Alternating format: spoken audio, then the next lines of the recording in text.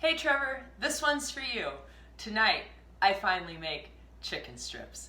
Well, here we go. It's time to cook with Susan Beck, and I have a pound of chicken breast here that we are going to turn into chicken strips that are coated with 3 different layers: flour, an egg mixture, and a cornflake mixture. So we'll learn how to take care of those today. To start with, we're going to get our dredging station set up. So I'm going to move the chicken off to the side for a moment. The first thing that the chicken strips will be coated in is flour. This is a ½ cup of flour. That should be pretty good for 1 pound of chicken. Next, I'm going to crack my 2 eggs into my bowl. I'm going to just crack this one into that measuring cup just to be sure I don't get any shells into there. And then into that will also go 2 tablespoons of water and a clove of garlic. Let me get the skin off of that. Using the side of my knife, kind of cracks that open. This is 1 giant garlic clove from my garden, I must say. You don't get them that size from the grocery store. Trouble getting that papery skin off here.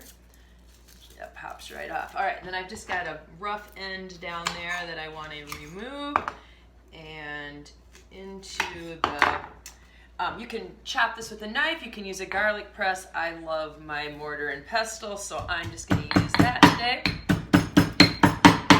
to pound up the garlic into small minced pieces.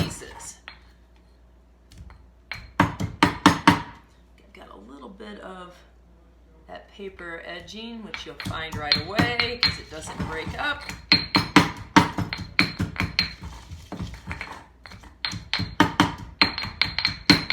I just love the smell of fresh garlic. So into my eggs also goes the garlic.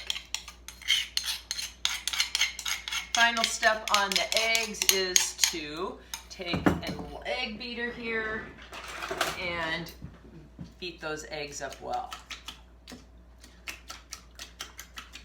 Want it well mixed in with the water and the garlic so that the yolks are not visible on their own anymore. Because of the garlic, that won't be, completely smooth. There'll be those little chunks of garlic in there. And then we will move on to our third part of the dredging. So we've got our flour, our garlic, eggs, and water, followed by our cornflakes. Let's move this out of the way as well. For our cornflakes, we are going to use 1 1/4 cups cornflakes. Now, here's the thing again. Sometimes we say, oh, I don't have cornflakes, I can't make this. You can make this with cracker crumbs. You could make this with Special K or corn checks or wheat checks instead of the recipe says corn checks, but any unsweetened cereal, Rice Krispies would be fine. You could use crackers for this. Same with, dredging fish is done the same way. Don't feel like you have to have this one certain ingredient. In fact, this is kind of the end of my box of cornflakes, and this is a great way to use up the parts where they're already a little broken and nobody wants to eat them anymore. So I put them into this gallon Ziploc bag, and with my rolling pin, I'm simply crushing them into as fine a pieces as I can get them. This could be done even just by, squeezing them with your hands or something if you didn't have a rolling pin. Another great option would be to, take a soup can out of the cupboard and roll that across it. So I want to make sure nobody gets frightened away of these recipes because you say, well, I don't own a rolling pin. This could also be done, and I have to say it's how I probably normally do it, is I throw it into my food processor. But I just want to show an easy, simple way that everyone can do this. I could have even left it in the bag, since this is the bottom of my cornflakes. In that plastic bag, I would have a little trouble with not being able to seal it, but could have just rolled it right in there as well. All right, so this needs to go into another bowl. Shorter bowl on my counter here. So into my next bowl goes my cornflakes, and we're going to add a little spice to the cornflakes today. We're going to put in ½ teaspoon of salt And we're going to put in about a 1/4 teaspoon of cracked black pepper. This does not have to be, hand ground. Out of your shaker is just fine. And then we're going to put in a 1/4 teaspoon of cayenne pepper. Just a little bit of heat. Again, that could be completely optional. If you're somebody who avoids salt in your diet, don't put the salt in. If you don't like spicy things, I'll say a 1/4 teaspoon of that cayenne's not very noticeable, but for some people it is, so just, leave it out. So now we'll be ready to dredge our chicken in this order: flour, eggs, and cornflakes. I'll give you a closer look of that. Here are our 3 dredging stations.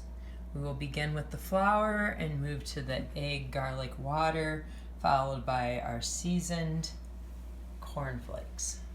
Time to cut the chicken. As I cut the chicken into strips, I'm just going to set it on top of one of my cooling racks that I use when I'm baking. You could also just set it onto some paper plates if you wanted to, but the reason I'm just going to use this is when I cook it, it's really nice to have some place for it to drain.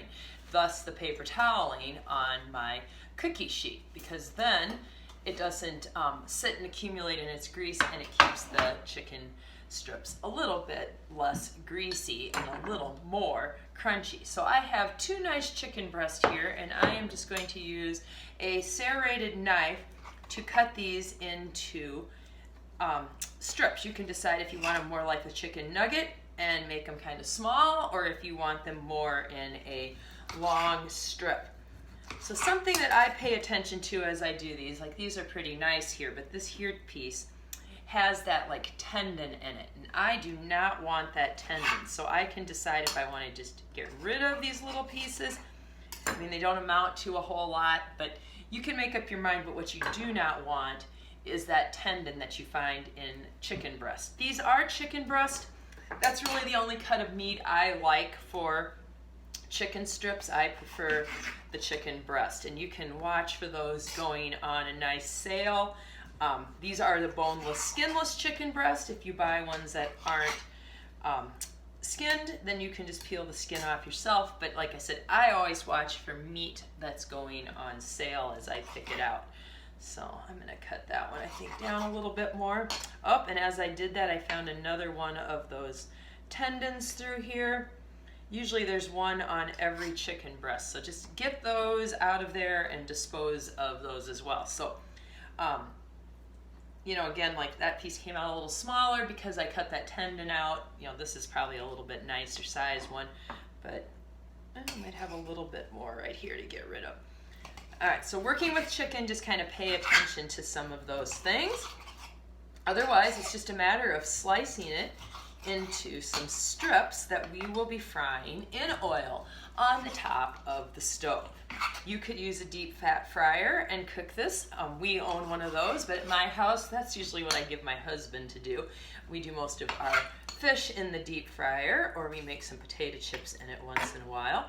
So maybe someday I'll get him to make a video with me and we can show you deep frying. But top of the stove will work just fine for this. So now I am ready to dredge my chicken in each of my stations. I'll get that bowl out of here. And I saved my chicken cutting for last and got all my other things ready first, just because I hate to be handling all my tools and everything once I've handled the chicken. So now I can just continue on with my fingers that are a little bit wet from that chicken, and then I will wash up well. So I just go from one station to the next, coating my chicken and just setting it over here until I'm ready to fry it. Now that one there looks really long, so I think we're just gonna break that into 2 chicken strips. So dusting in flour, into our egg water and garlic, and onto the cornflakes. Set them to the side, and we just keep repeating this step, going through each of the 3 stages. When we do fish, sometimes we've done flour with them. We tend to just do the egg and whatever crunch we're using on the outside. So with this chicken strips, again, you really could skip the flour if you wanted to. There's a couple of those just like little pieces that I cut off those tendons there, but no need to waste them. And on this continues until everything is coated. As you can see, I tend to do 2 at a time. If you know me at all, I don't like to waste a lot of time. I'm always on the go, so time to get this done, supper cooked, and move on to some other things tonight. Here's our coated chicken ready for frying. We will be putting into our skillet 1.5 cups of cooking oil. This is canola oil, but you could pick what kind of oil you would like to use. And then I'm going to just put that onto like a medium-high heat until it gets going. We want to get this to 365 degrees. So my goal is to get my pan of oil to 365 degrees, but this is a very shallow bunch of oil, so I'm just going to tilt my pan a little bit, being careful not to spill it out, and check where my thermometer is at. I want to be sure the bottom of that thermometer is down in the oil, and I am at about 240 degrees. So I have, a little over 100 degrees yet to climb. Another trick that I have heard of doing is taking a little square of white bread and putting it into the oil, and when it gets nice and golden brown, we know our oil is to the proper temperature. I have here as well a screen to put on the top of this as it fries, just to try to cut down on some of the mess. A nice cooking fan is useful, but mine is very loud, so I probably won't turn it on for the video, or you won't hear anything except that. So I'll deal with a little bit of grease flying due to that for today. But if you have one, I would suggest turning that on as well. All right, let's check that oil temperature again. We are up to around 270 maybe. Still climbing there. It heats up fairly quickly. And our goal is to try to maintain that heat as it cooks. All right, I got to about 320 and it's kind of slowed down there, so it needs to go a little more heating. But I think maybe I'll go ahead and try that bread cube. Let's get a closer look at that. If I can get this bread cube to turn nice and golden brown in about a minute, it is pretty well set to go. That looks pretty good. So let's just set that to the side over here. And I'm just going to do a look at my thermometer. All right, so again, I'm just going to tip that oil a little bit so my thermometer works better and see where we're at in terms of degrees. But I think I'm going to be looking pretty good due to the fact that that bread cooked up really, really nicely. Now when I put the chicken in, my temperature will drop down. All right, that looks awesome. We're going to go ahead and add our first pieces of chicken. Now this will have to cook in a couple batches because we do not want to layer the chicken. It needs to all be in its own layer. I do have a nice sized skillet here, but I think I'm going to still have to do a second batch to really cook this well. I don't want it on top of each other. So let's see if we can fit in maybe 2 more pieces there. And I have a spatula handy and ready for turning. Now this is something you do not want to walk away from. I know I have a lot of students who watch these videos of mine, and Trevor out there, here you go. Here's your chicken strips cooking away. We're probably going to cook for about 3 minutes on one side and then flip it over to the other side, so these cook pretty quickly. But we got to be careful not to walk away. All right, I see this is like crisping up really nicely here. I'm going to let it go just a little longer because with chicken we do want it cooked through. Chicken is one of those meats that needs to be properly cooked. Okay, go ahead and start turning these, and I'm kind of doing them in the order that I set them in the pan, so that the last ones in will be the last ones turned.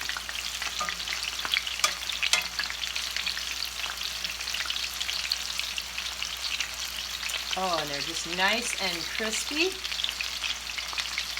looking there.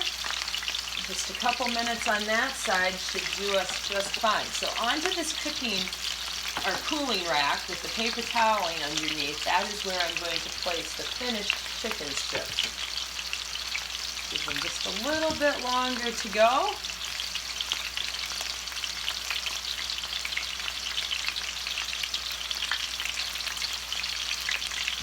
as they finish up. You know, they don't cook that long, but I'm just going to put that screen on to prevent the splatters. Sometimes just to be sure, you know, you could break this apart. Keep in mind that it's very, very hot, so you would not want to tear this apart with your hands. But when you cut it apart, you should find that the chicken is not pink inside anymore, but it is nice and white and it cuts well. So there's a little view of a finished one. All right, time to get these out of the pan. And my oil is pretty hot already, but I'm going to, before I put more in, just make sure it gets back up, because it's amazing how much the temperature drops when you add in your chicken. Like, I dropped this one off behind. I do not want to pick that up with my hand. It's just way, way too hot to be touching right now. So, you know, again, I cannot stress enough being cautious with your oil. Okay, as it heats, I got my screen back on, especially now there's little pieces of cereal that can kind of pop around in there. I've got one more square of bread, so we'll put that in again and see how well that becomes golden.